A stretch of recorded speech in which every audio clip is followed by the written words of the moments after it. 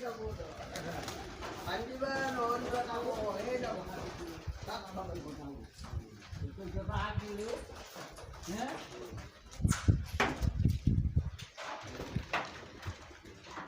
পূজাৰীসকলে বিভিন্ন ধৰণে ইয়াত পূজা পাঠৰ যা যোগাৰ কৰি আছে। পূজা পাঠৰ যা যোগাৰ কৰি আছে। মই খন্তেক পিছতে চিনাকি পৰিচয় কৰি দি আছোঁ।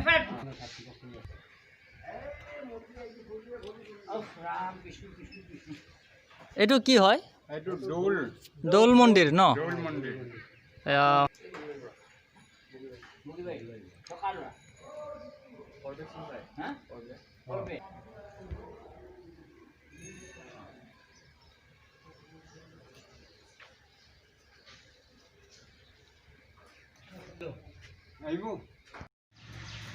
ভিতৰত কেমেৰাৰ কোনো অনুমতি নাই বাবে আমি বাহিৰৰ পৰা দেখাবলৈ চেষ্টা কৰিছোঁ।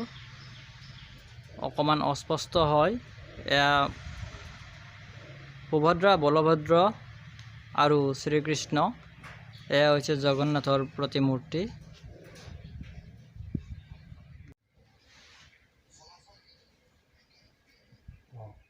নমস্কাৰ। মই ব্যাসকুচি সত্ৰৰ পৰা আহিছোঁ। মোৰ নাম শৈলেন বৈশ্য। মোৰ এটা ইউটিউব চেনেল আছে। ইউটিউব চেনেলত মই এটা ভিডিঅ' বনাই থাকোঁ এনেকৈ। আজি আপোনালোকৰ এই জগন্নাথ মন্দিৰটোত আহিছোঁ ভিডিঅ' কৰিবলৈ। মিতনি জগন্নাথ মন্দিৰত আহিছোঁ ভিডিঅ' এটা কৰিম বুলি। এতিয়া আপুনি অলপ জগন্নাথ মন্দিৰৰ বিষয়ে অকণমান ক'ব লাগে। মোৰ নাম নকুল চন্দ্ৰ ডেকা। নকুল চন্দ্ৰ ডেকা। মোৰ আজি ইয়াতে থকা 15 বছৰ হ'ল। মোৰ ঘৰ মিতনি গাঁৱতে। মোৰ এতিয়া আমাৰ আটা পিতাহঁতে কৈ গৈছে যে মন্দিৰটো আৰিমত্ত ৰজাই তাৰমানে স্থাপন কৰিছিলে। আৰিমত্ত ৰজাই স্থাপন কৰি তেওঁ পাইছিল পাহাৰত মূৰ্তিকেইটা। গতিকে তেওঁলোকে ইয়াতে স্থাপন কৰি থৈ তেওঁ ইয়াতে ৰাইজক গোটাই তেওঁ কৰিছিল। আজি 500 বছৰ হৈ এতিয়া 500 বছৰ বট গছ আছে। আৰু মন্দিৰটো ৰাইজে মাটি বান্ধিলে আগতে আছিল ইটাৰে। সেইটো মানে 1890 চনত ভূমিকম্পত তাৰমানে ইনভেলাইড হৈ গ'ল, বেয়া হৈ গ'ল। যেতিয়া চূণ আৰু মাটি মাহৰ আছিলে। গতিকে তাৰ পৰা আমাৰ ৰাইজে এইখিনি 80 চনত আমি এইটো বনোৱা শেষ কৰিলোঁ। এতিয়া ভগৱানৰ ওচৰত আমি এনেকৈ চলাই আছোঁ। আৰু শৰাই চৰাই নিবেদন দি পেলাই একাদশী পূৰ্ণিমা মৰাশী এইবিলাকত আমি পালন কৰি থাকোঁ ৰাইজে। আৰু মৰিগাঁৱৰ ছাইডৰ পৰা বহুত মানুহ আহে ইয়াত দৰ্শনাৰ্থী হিচাপে। গতিকে জগন্নাথ মন্দিৰ আমি এনেকৈ চলাই আছোঁ। আৰু এই বৰগছজোপা যে আছে, অকণমান বৰগছজোপা দেখাই দিবা বিটু। বৰগছজোপা আৰু সেই শিলকেইটা আছে।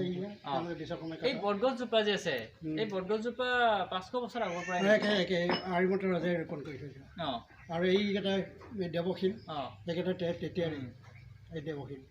মই আজি অসমবাসীক দেখাবলৈ লৈছোঁ এই বটগছজোপা যে আছে আজিৰ পৰা 500 বছৰ আগৰ পুৰণি বটগছ। পুৰণি অজৰ অমৰ বুলি ইয়াৰ লোকবিশ্বাস আছে। লোকবিশ্বাস এই অঞ্চলৰ লোকবিশ্বাস আছে যে এই গছজোপা 500 বছৰ পুৰণি।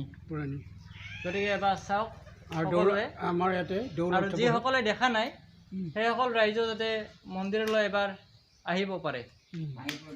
আৰু সন্মুখতে দৌল মন্দিৰ স্থাপন কৰিছে। ইয়াতে শ্ৰীকৃষ্ণ দৌল যাত্ৰা হয়। 5 দিন 4 দিন আছে। গতিকে হৈছে বাবা। আপুনি ইয়াতে কিমান বছৰ ধৰি কাম কৰি আছে? মই 6 চনৰ পৰা 2006 চনৰ পৰা 2020 লৈ আপুনি কাম কৰি আছে। ঠিক আছে। আপুনি ইয়াতো কাম কৰি একো ধৰণৰ অসুবিধা পোৱা নাই? ভালেই লাগিছে? ভালেই লাগি আছে। ভগৱানৰ কাম কৰা গৈছে। ভগৱানৰ ওচৰত তেওঁ থাকি পাই আমি ভাল পাওঁ। এতিয়া আমাৰ তেতিয়াহ'লে আপোনাক ধন্যবাদ যাচিছোঁ এইখিনি কোৱাৰ বাবে। মোৰো ভাল লাগিল, খুবেই ভাল লাগিল। ঠিক আছে, আজিলৈ আমি এৰিছোঁ। আমাৰ নমস্কাৰ। এখেত হৈছে এই জগন্নাথ মন্দিৰৰ প্ৰেচিডেণ্ট। মই প্ৰেচিডেণ্টক দুআষাৰ ক'বলৈ অনুৰোধ জনাইছোঁ। নমস্কাৰ। শ্ৰী মিলন চন্দ্ৰ ডেকা। শ্ৰী মিলন চন্দ্ৰ ডেকা। মই গাঁওখনৰ গাঁও পৰিচালনা কমিটিৰ সভাপতি। হয়। আৰু গাঁওখনতে আছোঁ। আৰু ইয়াতে ৰাইজৰ প্ৰায় 5-6 বছৰৰ বেছি হ'ল ইয়াতে। আপুনি দায়িত্ব পিছত আকৌ নতুন হেৰি হ'ব তেনেকেই আৰু। তাৰপিছত গাঁওখনৰ উন্নয়নৰ কামত হয় কৰি আছোঁ আৰু জগন্নাথ মন্দিৰৰ বিষয়টো ইতিমধ্যে ক'লে হয় গতিকে ইয়াতে পৰ্ববিলাক হৈ থাকে হয় জগন্নাথৰ ফাকু উৎসৱ শংকৰদেৱৰ তিথিত হয় 3 তাৰিখে আমাৰ নাম পালনা হয় আৰু কিন্তু কেইদিনীয়া হয় এদিনীয়া হয় আচ্ছা পুখুৰীটো আছে পুখুৰীটোত পদুম ফুল মই দেখা পাই আহবলৈ যাওঁ চৰকাৰৰ দিনত আমাৰ অতুল বৰাই তেখেতে অতুল বৰাই এই পুখুৰীটো তাৰ এই পদুম ফুলখিনি নিজে নিজে হৈছে আনি পেলাই পুতি দিয়া গৈছিলে ৰোৱা হৈছিলে তাৰ পৰা এতিয়াতো এটা দুটাহে ফুলি আছে হয় নেকি গুলপীয়া ফুলি আছে আৰু কেমেৰাত পোৱা নাই যদিও স্পষ্ট দেখা হৈছে তথাপিতো চিনিব ঠিক আছে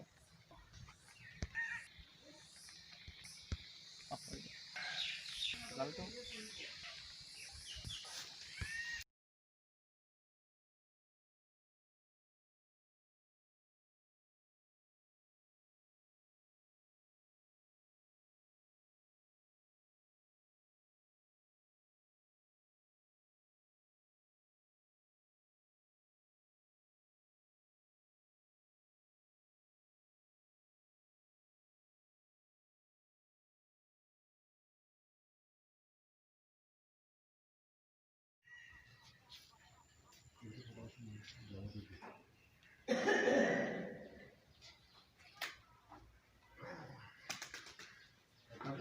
পানীটো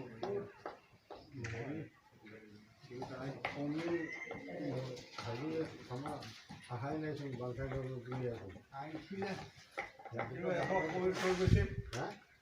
ৰাতিপুৱা এখন চাফা চুফা কৰি থৈ গৈছে